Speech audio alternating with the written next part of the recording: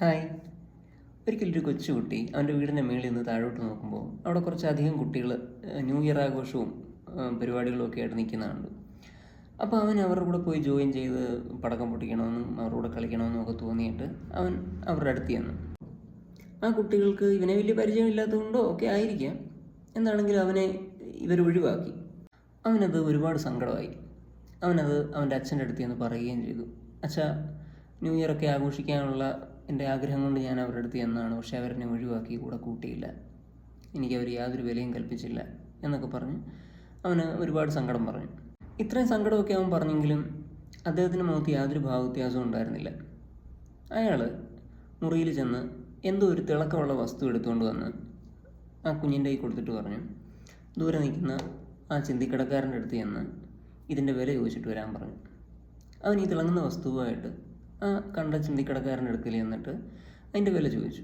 അപ്പോൾ അയാളിത് എടുത്തിട്ട് ഇങ്ങനെ തിരിച്ചും മറിച്ചുമൊക്കെ നോക്കിയിട്ട്, ഇതെന്താ സ്ഫടികം, ഇതിനൊരു 20 രൂപ തരാം കേട്ടോ എന്ന് പറഞ്ഞ് ശരി എന്ന് പറഞ്ഞ് അച്ഛനോട് ചോദിച്ചിട്ട് ഞാൻ വരാം എന്ന് പറഞ്ഞിട്ട് അവൻ ആ സാധനം തിരിച്ച് വാങ്ങിച്ചുകൊണ്ട് വന്ന് അവൻ്റെ അച്ഛൻ്റെ കൊടുത്തു.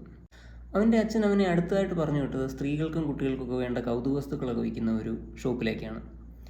ആ കടയിൽ ആ കുട്ടി ചെന്ന് ഇതേ സാധനം ആ കടക്കാരൻ്റെ കൊടുത്തിട്ട് അതിൻ്റെ വില പറയാൻ പറഞ്ഞു. അയാൾ ആ സാധനം വാങ്ങി തിരിച്ചും മറിച്ചുമൊക്കെ നോക്കിയിട്ട് ആ കുട്ടിയോട് 200 രൂപ തരാൻ സാധിക്കും, സമ്മതമാണെങ്കിൽ ഇപ്പോൾ തന്നെ പൈസ തരാം എന്ന് പറഞ്ഞു. ആ കുട്ടി പ്രത്യേകിച്ചൊന്നും പറയാതെ അയാളുടെ കയ്യിൽ നിന്ന് ആ സാധനം വാങ്ങി തിരിച്ച് വീട്ടിലേക്ക് തന്നെ നടന്നു. പിന്നീട് ആ കുട്ടിയെ അവൻ്റെ അച്ഛൻ പറഞ്ഞു വിട്ടത് ഒരു പലിശക്കാരൻ്റെ അടുത്തേക്കാണ്. പലിശക്കാരൻ്റെ അടുത്ത് ചെന്ന കുട്ടി തൻ്റെ കയ്യിലിരുന്ന ഈ വസ്തു അയാളുടെ കൊടുത്തപ്പോൾ ആ പലിശക്കാരൻ അത് വാങ്ങി നോക്കി. അതിനുശേഷം പറഞ്ഞു, കുഞ്ഞെ, ഇതിന് എനിക്കൊരു 2000 രൂപ വരെയൊക്കെ തരാൻ സാധിക്കും, നിനക്ക് അത്രയ്ക്ക് അത്യാവശ്യമാണെങ്കിൽ ഞാനത് തന്നുവിടാം എന്ന് പറയുകയും കുട്ടി അതേപോലെ തന്നെ ആ വസ്തു തിരിച്ചു വാങ്ങിച്ച് വീണ്ടും വീട്ടിലേക്ക് നടന്നു. തിരിച്ചു ചെന്ന് ആ കുട്ടി അത്ഭുതത്തോടെ അവൻ്റെ അച്ഛനോട് പറഞ്ഞു, അച്ഛാ, എനിക്ക് വളരെ അതിശയം തോന്നുന്നു, കാരണം ആ പലിശക്കാരൻ എനിക്ക് 2000 രൂപ തരാമെന്ന് പറഞ്ഞു ഈ ചെറിയ വസ്തുവിന്. അപ്പോൾ അവൻ്റെ അച്ഛൻ ഒരു കട കൂടി ചൂണ്ടിക്കാണിച്ചു. എന്നിട്ട് അവിടെ ചെന്ന് വില ചോദിക്കാൻ പറഞ്ഞു. അതൊരു രത്നവ്യാപാരിയുടെ ഷോപ്പായിരുന്നു. ഈ കുട്ടി ആ വസ്തുവുമായി അവിടെ ചെന്ന് വില ചോദിച്ചു. ആ രത്നവ്യാപാരി അത് വാങ്ങി നോക്കിയിട്ട് വളരെ അത്ഭുതത്തോടെ ആ കുഞ്ഞിനോട് ചോദിച്ചു, കുഞ്ഞെ, നിനക്കിത് എവിടുന്ന് കിട്ടി? ഇത് 2 ലക്ഷത്തിൽ പരം വില വരുന്ന അമൂല്യമായ ഒരു രത്നമാണ്. 2 ലക്ഷം രൂപയെന്ന് കേട്ട് അവൻ ശരിക്കും ഞെട്ടി. കാരണം തൻ്റെ അച്ഛൻ തൻ്റെ കയ്യിൽ തന്നുവിട്ടിരിക്കുന്ന വസ്തുവിൻ്റെ മൂല്യം അപ്പോഴാണ് അവൻ തിരിച്ചറിഞ്ഞത്. ഈ സംഭാഷണമെല്ലാം കേട്ടുകൊണ്ട് തന്നെ അവൻ്റെ അച്ഛനും അവൻ്റെ പുറകിൽ തന്നെ നിൽപ്പുണ്ടായിരുന്നു. തരിച്ചു നിന്ന് അവനെ ചേർത്ത് പിടിച്ചുകൊണ്ട് അവൻ്റെ അച്ഛൻ അവനോട് പറഞ്ഞു, മോനെ, ഈ ലോകവും ഇതുപോലെ തന്നെയാണ്. അറിവുള്ളവൻ മാത്രമേ തൻ്റെ മുന്നിലുള്ള വസ്തുവിന് മൂല്യം കൽപ്പിക്കുകയുള്ളൂ. ഇംഗ്ലീഷിലൊരു ചൊല്ലുണ്ട്, right think in wrong place. നമ്മുടെ വ്യക്തിത്വത്തിന് മൂല്യം ലഭിക്കണമെങ്കിൽ അത് അർഹിക്കുന്നവരുടെ മുമ്പിൽ തന്നെ എത്തേണ്ടിയിരിക്കുന്നു. ഇതെന്നും ഓർമ്മയുണ്ടാവണം.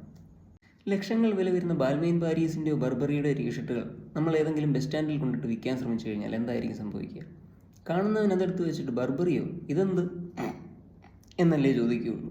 പുതിയ തീരുമാനങ്ങളും പുതിയ സ്വപ്നങ്ങളുമായി നമ്മളെല്ലാവരും പുതുവർഷത്തിലേക്ക് കടക്കുകയാണ്. ഈ അവസരത്തിൽ എനിക്ക് ഓർമ്മിപ്പിക്കാനുള്ളത്, പരിശ്രമിയായ ഒരാളെ സംബന്ധിച്ച് ഓരോ നിമിഷവും ഓരോ തുടക്കങ്ങളാണ്.